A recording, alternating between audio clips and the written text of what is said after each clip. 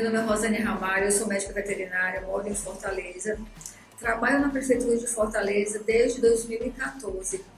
E na Prefeitura foi implantado várias ações de bem-estar animal. Uma delas é o Vetmóvel. O que é o Vetmóvel? É um caixa móvel que nós, através dele, nós conseguimos efetuar várias etapas do manejo populacional humanitário de cães e gatos.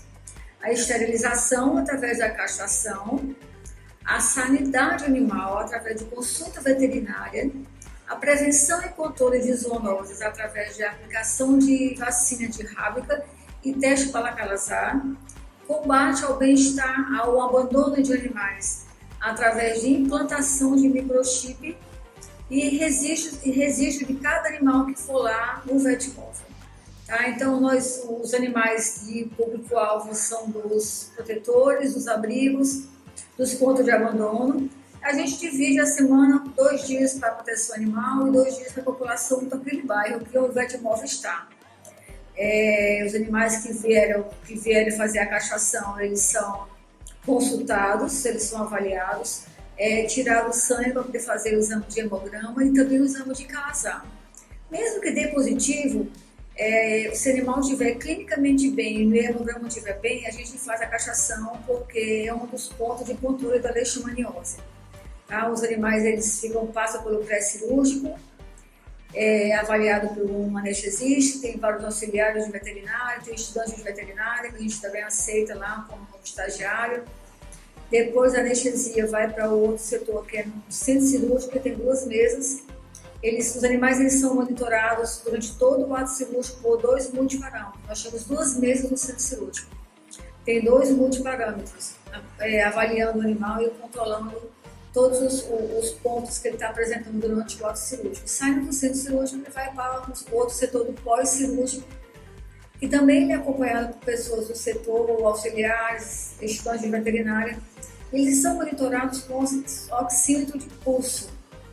Tanto no centro cirúrgico como no pós-cirúrgico, os animais eles ficam em cima de um tapete térmico, de um colchão térmico para poder controlar a temperatura dos animais. Tá? No pós-cirúrgico são aplicados antibióticos, anti-inflamatórios, faz o curativo, passa uma receita e a gente está sempre prioridade aos medicamentos mais acessíveis para os tutores de baixa renda. E a gente tem uma orientação para ele retornar com 10, 15 dias de acordo com a espécie. Se for felino, eles retornam com 25 dias para retirar os pontos. Se for animal de ponto de abandono, a gente procura fazer uma incisão menor possível ou então fazer uma cola, usa uma cola cirúrgica para não ter nem condição não ser preciso realmente voltar. Bom, e a terceira médica veterinária que está aqui com a gente, também da equipe Vets e Pets, a doutora Luana. Vamos lá, se apresenta, Lu. Vamos lá. Bom, meu nome é Luana Sanches, eu sou médica veterinária, pós-graduada em clínica médica e cirúrgica de pequenos animais e trabalho aqui na clínica Vets Pets e também faço plantão aqui na clínica. Doutora Luana, quais os exames que as mães de pet têm que fazer antes das cirurgias da castração? Bom, Bill, os exames que nós precisamos realizar antes da cirurgia, se for um paciente jovem, um cãozinho, um gato jovem, nós realizamos primeiro, obviamente, um check-up, hemograma pré-operatório e a gente pede uma função hepática, uma função renal. Então, a ALT, que é uma enzima do fígado, e a creatinina, que é uma enzima do rim. Se for um paciente mais idoso, nós solicitamos, dependendo da ausculta, uma avaliação cardiológica para ver se esse animal está apto a passar por uma cirurgia. O hemograma ele é importante porque às vezes o animal tem uma hemoparasitose, que é a famosa doença do carrapato, às vezes subclínica, e de repente ele está bem, às vezes tem uma anemia, uma infecçãozinha. Então, com os exames a gente consegue ver melhor se ele tem alguma patologia ou não. Outra pergunta para a doutora Luana. Por que as fêmeas tendem a engordar após castrar? Bill, esse tema é muito polêmico, né? Tem muitas pessoas que falam assim, não vou castrar o meu animal porque ele vai ficar obeso, porque ele vai engordar. Por que eles tendem a engordar? Tem uma alteração hormonal, no ciclo hormonal. Nas fêmeas é tirado útero e ovário, nos machos os testículos. Com isso eles acabam ficando mais quietos. Quando o animal ele está no cio, ele tende a fazer o quê? Fugir, às vezes fica dias na rua e com isso eles nem se alimentam direito. Quando o animal ele é castrado, ele tende a ficar um pouquinho mais sedentário por conta disso, e aí ele tende a ganhar um pouquinho mais de peso. Então é por isso que eles acabam engordando um pouquinho, e a gente pede o quê? Para o tutor, né, passear mais, estimular mais brincadeiras para evitar esse ganho de peso. Inclusive, né, Lu, tem até ração especial para animal castrado, Sim. tanto o cão quanto o gato. Por quê? Já tem uma demanda menor de calorias do próprio animal pela castração, né? O metabolismo diminui e as rações já vêm com essa característica para auxiliar a não ter esse ganho de peso. Então, de novo, se você acompanha com o médico veterinário, ele vai te orientar, né? Olha a importância de estar sempre perguntando para o seu médico veterinário, né? Quais são os procedimentos a ter no pré e no pós-operatório, não é verdade? Exatamente. Oi, Bill. Ai, o Bill tá falando que tem mais perguntas, gente. Perguntaram também se precisa castrar o macho. Estão perguntando se precisa castrar macho. A gente falou da importância de castrar macho, né? E aqui todo mundo vai responder numa voz só. Sim, exatamente. Por quê? Porque senão ele vai sair atrás das fêmeas, vai emprenhar outras fêmeas que não as que estão perto dele, né? Ele vai atrás de fêmea na rua, vai ser atropelado, vai pegar doença, vai fugir às vezes, né? Na frente de um carro, porque passa uma fêmeazinha no cio, né? O cheiro, vai ter briga por território pela fêmea, vão se machucar, enfim. O animal, gente, regra geral, aqui todos nós pensamos igual. O animal vai virar pet, castrar. Vai para uma casa, castrar. Tá? Seja macho, seja fêmea, seja gato, seja cachorro. Então os 4 precisam de castração quando vira pet. E a castração do macho também diminui a probabilidade de tumor de próstata. Sim, também diminui, exatamente. Não é tão importante quanto o da fêmea, a correlação hormonal, mas também diminui a chance de aumento, né, de hiperplasia prostática secundária a hormônios, no machinho também. Então mais um probleminha lá para a vida senil, né, do cãozinho, que a gente vai resolver com a castração, certo? Diminui o odor da urina, fica mais suave. Fica, principalmente nos gatos, né? Gatos Aquele machos, cheiro forte. Gato macho, às vezes o doutor fala, nossa, a casa cheira. Então o importante da castração, quanto mais cedo for, reduz esse odor, né, da urina do gato também. Do cão também, mas do gato é muito, né, perceptível. Sim. Não e aí, é? no caso do cão novinho também, ele não marca o território. Exatamente, ele não tem Nem aquele a hábito de perninha, levantar a né? perninha. Exato, antes da puberdade. Perfeito, Rô. E falando em fuga, né, pra ir atrás de fêmea, teve um paciente nosso que ficou internado, não é outro, teve um que foi atendido, que ele ficou um dia desaparecido e voltou com picada de cobra, Não, voltou só o pozinho, né? só o pó com picada de cobra, e aí descobriu outras doenças, mas ele ficou desaparecido um dia porque foi atrás de fêmea. Tá vendo? Escapou da morte algumas vezes. Sim. O Bill tá falando aqui, né, Bill? Que tem mais uma pergunta do Lucas. E o Lucas tá perguntando assim: pessoal, eu tenho um casal de cães pastores malinois e a fêmea vai entrar no segundo cio. E eu estou pensando em tirar uma cria. Com quantos dias após sangrar eu posso colocar ela com o macho para acontecer a cobertura? Bom, essa pergunta nós vamos responder num podcast que a gente vai falar sobre cobertura, cuidados com os filhotinhos neonatos, cuidado com a fêmea gestante, tá bom? Então é um outro tema.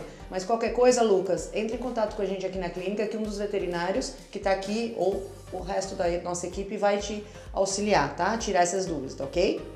Então, esse vai pro próximo tema, tá? Me perguntaram também se durante a gestação precisa de algum exame com o veterinário. Também vai fazer parte desse da cobertura, já? A gente vai orientar cuidados da fêmea gestante e no pós-parto imediato, tá bom? Para os tutores saberem como acompanhar a fêmea e os filhotinhos que estão nascendo, ok? Tá certo? Bom, infelizmente nós não vamos ter tempo de mais perguntas, né? Tivemos muitas perguntas, mas vocês fiquem à vontade para entrar em contato pelo WhatsApp da clínica ou direto pelo telefone fixo, conversar com um dos nossos veterinários, tá? a gente está sempre à disposição para tirar dúvida. E é importante, gente, consulte o médico veterinário, tá? O animal, a partir do momento que ele é adotado, ele é tua responsabilidade. Então você precisa fazer essas visitas recorrentes no veterinário para aprender a tratar a alimentação de acordo com a fase, os procedimentos cirúrgicos de castração, as vacinações anuais, né? As trocas de ração de acordo com a idade, os problemas que vêm com a idade. O médico veterinário vai orientar cada raça, ou cada cãozinho, cada gatinho, tá? Então, a importância dessa comunicação pelo menos anual. Então, a visita pelo menos anual com o médico veterinário, né, meninas? Mais alguma coisa? Eu acho que poderia falar da importância da castração para a prevenção de tumor de mama. Sim, nós falamos naquele comecinho, mas então vamos falar um pouquinho mais. Essa é uma das coisas que a gente mais pega, né, Roberta? Piometra, né? Dá uma Exato. Então, gente, eu já falei no começo, quando a gente falou mais ou menos do que acontece, mas agora nós vamos discutir entre a gente uma coisa muito importante que a gente tem pego muito em cadela velha, tá? Pode acontecer na gata também, mas é mais comum em cadela. E aquelas porcentagens, né? Isso. A cadela envelhece e quando ela continua ciclando porque não foi castrada, pode acontecer um acúmulo de muco nesse útero e com sangue. E esse acúmulo pode se tornar um meio de cultura para bactérias, principalmente da região de períneo ali da cadelinha, né?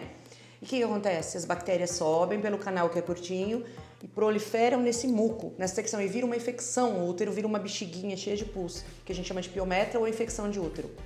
E essas bactérias ficam lá nessa bolsinha que é o útero, mas com o tempo, se o veterinário não fizer um procedimento para retirar ou se o tutor não percebeu, essas bactérias podem ir para o sangue e o animal vem a óbito por septicemia, uma infecção generalizada, tá?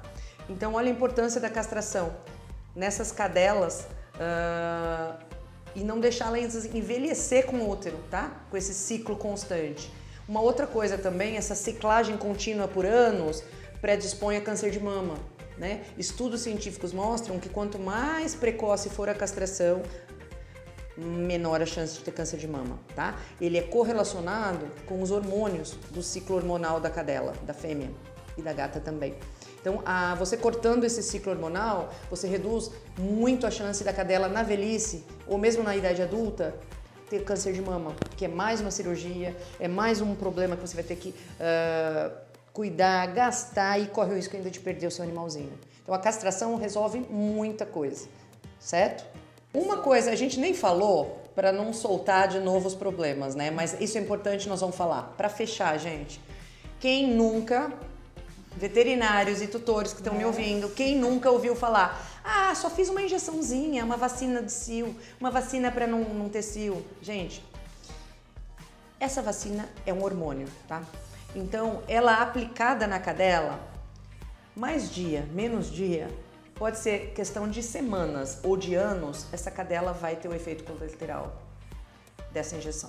E a maioria das cadelas vem ou com infecção de útero, que é a piometra, ou com câncer de mama, que é o pior. E a gata também? A gata, quando faz, ela tende a ter um câncer de mama extremamente maligno e agressivo, pior ainda que o da cadela, que às vezes é difícil até de fazer a remoção, né? Então, às vezes não adianta fazer a castração depois tardia, porque não vai involuir esse tumor. Então, vacina de cio não deveria nem ser vendida em casa pecuária, em casa de ração, em casa de produtos veterinários. A clínica veterinária ética, que tem comprometimento com o tutor, nem tem esse tipo de vacina, tá? Vocês vão achar comprando direto no balcão, mas a gente não recomenda, tá? Então, se me perguntarem, só uma pode? Não pode. Eu já peguei uma cadela que fez uma na vida e ela teve câncer de mama. Sim, mas isso Era o histórico, né? A gente pergunta pro tutor, fez a vacina? Mas só quando ela no primeiro cio, lá no comecinho. Não, com 10 anos a cadela cheia de câncer de mama, cheia de caroço, né? Com risco de metástase, com sofrimento que poderia ter sido poupado. Então, às vezes, as pessoas falam, mas eu não tenho dinheiro para castrar. Hoje em dia, a gente tem castrações bem mais baratas. A gente tem castrações que a gente consegue enxugar, que a gente chama baixo custo. A gente tem castração em projetos de algumas prefeituras, centro de zoonoses, a pessoa pode dar o nome e entrar na fila, tá? Existem alguns colegas que só fazem castração, então eles conseguem reduzir o custo, tá? E o procedimento de qualidade, claro, você tem que procurar um lugar, né, de confiança, que tenha qualidade. Mas existem colegas que fazem castração com custo baixíssimo, porque tem um grande fluxo, conseguem cobramento. Diferente da maioria das clínicas, que tem outros procedimentos, a castração é mais uma delas. Então, às vezes, a pessoa fala, não vou castrar na clínica porque é caro. Não, você pode procurar um que seja mais em conta. Por exemplo, esses colegas que só fazem isso, tá? Aqui na região de São José do Rio Preto, tem algumas clínicas que só fazem castração, só. Então, fica um pouco mais em conta também para o tutor, né? Mais alguma coisa? Lembrando que a castração ela pode ser feita antes do primeiro cio. Pode, sempre. Não precisa esperar o primeiro cio, a primeira cria. Mito, tá? Então, para finalizar, melhor coisa, não faz injeção e castre o mais rápido possível, tá? E quem vai tirar essas dúvidas? O médico do seu pet, que é o médico veterinário. Então, liga pra gente, escreve no WhatsApp. Hoje em dia não tem como, né? Entra numa rede social, não tem motivo de falar, ai, não sei como fazer. Difícil, né, gente? Todo mundo tem um celularzinho na mão, alguma coisa. Entra em contato, vai na página, faz a pergunta, tá certo? Que tem como tirar essa dúvida, não é verdade? Isso não é motivo mais, né? Então tá. Então a gente vai se despedir desse 5º Petcast. Queria agradecer as meninas, muito obrigada por se disponibilizarem a vir conversar com a gente sobre um tema que é rotina nosso, né, no dia a dia de clínica. E se quiserem deixar algum recado, alguma coisa, fiquem à vontade. Agradecer pelo convite e castrem seus animaizinhos. Castrar É um ato de amor. é um ato de amor. É um ato de amor. Exatamente.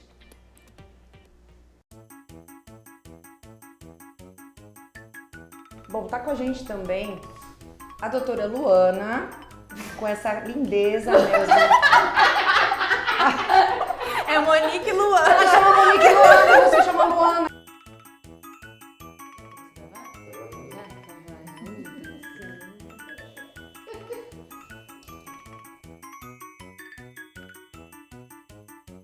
Bom, os exames. Acho que Vai, vai ter que... Roberta, primeiro. Vai, Roberta, primeiro, vai. Vai, Roberta. Agora você tem que ficar comportada. É. Ai, que vergonha. Tô igual a Luana. Não, o que foi isso? Um soluço ou arroto? Olha a cara dela. Tá perfeito Tá agora. plena. Meu, fica bonitinha. Ai, caramba.